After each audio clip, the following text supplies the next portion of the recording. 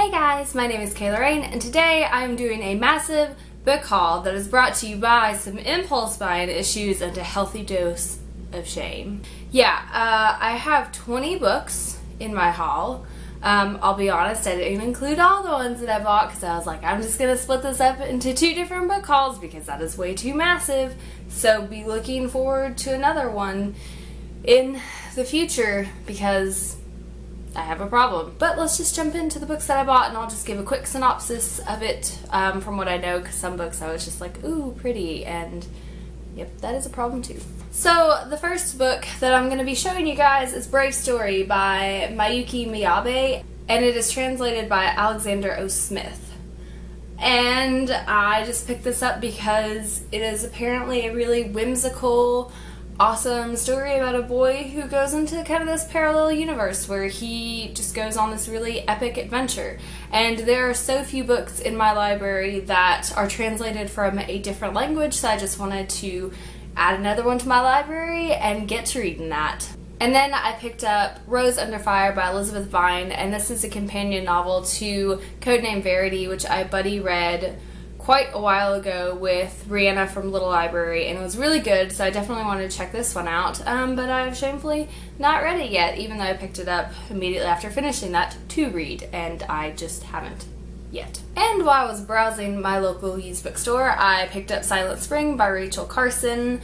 It was like $4. I do find environmental issues interesting to me, and this is just kind of a classic on the matter, so I wanted to check it out, and I have been kind of skimming this because it's quite a bit to take in all at once, but it's very interesting. I also picked up The Martian by Andy Weir, and I've heard fantastic things about this book from Alexis over on Shelf Life Extension, so I had to check it out.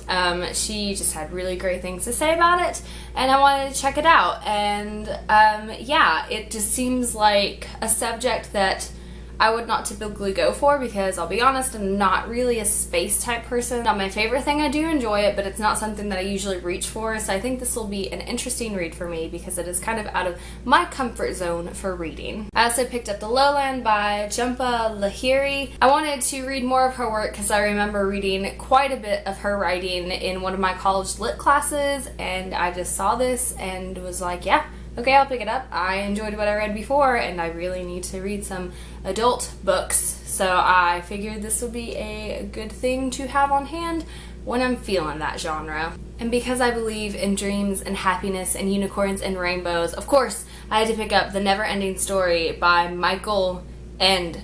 It's translated by Malf Mannheim? Yeah, Mannheim. That was butchered. This was originally written in German, and it's translated to English, and I don't know if anyone else was obsessed with this movie when they were little. This was my childhood, and it is about a boy who is reading this book that he finds out that he's one of the main characters in the book, and the book comes to life, and he lives that book, and that just that was magic as a child, and I am very excited to see this as a book. I have a feeling it's going to be very much like reading The Princess Bride, and it's going to give me all the good feels. And for $2, I picked up Frankenstein by Mary Shelley, and this is just a classic that I've sadly not read yet, and I was really obsessed with the cover because I think it's like beautiful in this really creepy way. It has some teeth and jaws on it, and I like it, so I picked it up. You guys recently saw this in my wrap-up, so, no new thing here, but I picked up Grasshopper Jungle by Andrew Smith, rated at 4 out of 5 stars, really liked it, and I always feel like this huge sense of pride when I actually read something after I buy it, because I feel like I'm doing something right in the world. Also in my wrap-up was Everything That Makes You by Mariah McStay, another 4 out of 5 stars for me. I ended up getting this in my Owl Crate, and I really enjoyed it. I also got Fish in a Tree by Linda Mullally Hunt, and this is just about a girl who is in the school system, and she keeps tricking all of her teachers and the people that are working with her because she is dyslexic, and she just doesn't want people to find out. And this was one of those books that I just felt like I had to have in my collection because I work with kids who have a variety of different mental health issues and intellectual disabilities, so I just felt like this is a book that I just really wanted to read, and it is something that I'm hopefully going to get to very soon. It's not really that big of a book anyway, but I just thought the concept was really interesting. I just felt like this is a book that many people could relate to, because there are many people in the world that have dyslexia and struggle with that every single day. So I'm glad to see an issue that is so common brought to the limelight of the contemporary genre. So everyone should go pick up this book and check it out,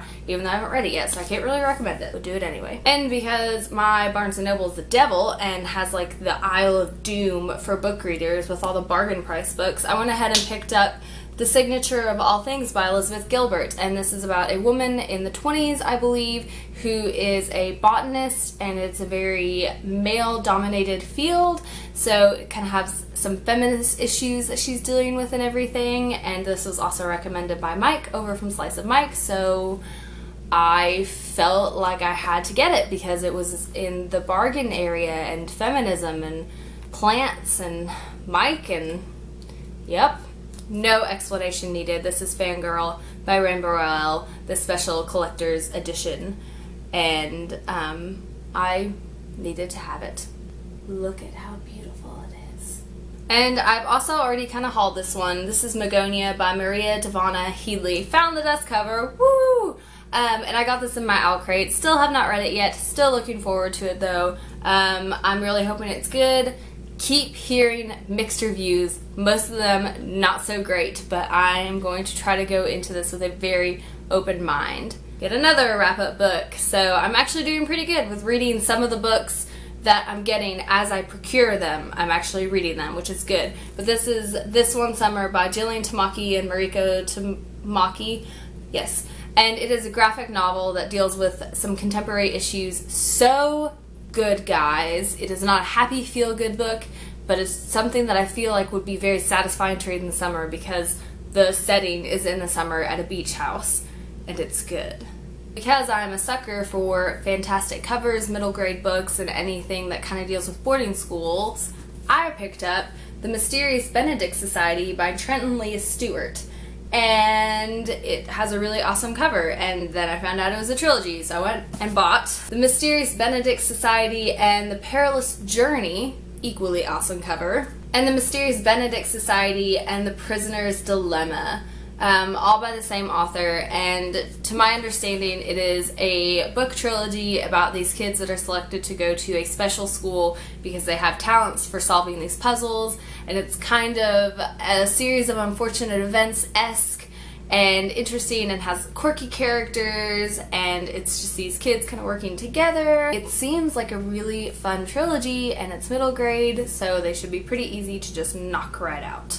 And honestly, the best book that I received this month is going to be Harry Potter and the Chamber of Secrets, the special edition with this little gold imprinted type of signature, and the pages have a gold spray on them, and there's a green bookmark that had my engagement ring tied to it because my fiance is wonderful. I am so glad that I have this because I have this thing with collecting different editions and covers of Harry Potter and the Chamber of Secrets because that's my favorite Harry Potter book. So I figure if I'm going to have multiple copies of any of them, it's going to be my favorite. So very happy to have received this and just thrilled with the presentation in which I received it. So yeah, had to throw this into my book haul.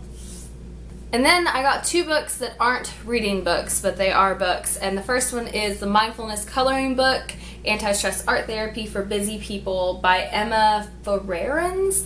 And I realized that they just recently released this in the US. Did not know they were doing that, so I bought this off of Book Depository, and this is the British version. But I really think the only thing is that they spell coloring different than Americans, so that's not even a big deal. But it's just these really awesome different coloring pages. I've already started on some of them, as you can see, and I will seriously just set up iZombie and just watch that as I color pages, and that's just a huge stress reliever when I get home. It's awesome to just sit down and relax, color some pages, watch some awesome television, and just relax and unwind. And then, probably the most difficult to procure out of all of these books was The Enchanted Forest by Johanna Basford. And I just went into my Barnes & Noble on a whim because I was just like, maybe they'll have it. And they had one copy left. One. And I was like over there and I was just like, where is it? I need to find it. But I love this. It's awesome. I've already colored some pages in it. Let me see if I can find one. Just the illustrations in this, oh my gosh, so detailed, so beautiful. So I totally have Samantha from Novels and Nonsense to blame for this because I saw it on her Instagram and I was immediately like, I must have that because it's beautiful. Here is a page I'm currently working on, and then a page that I'm just really excited about because it's just this little floating castle.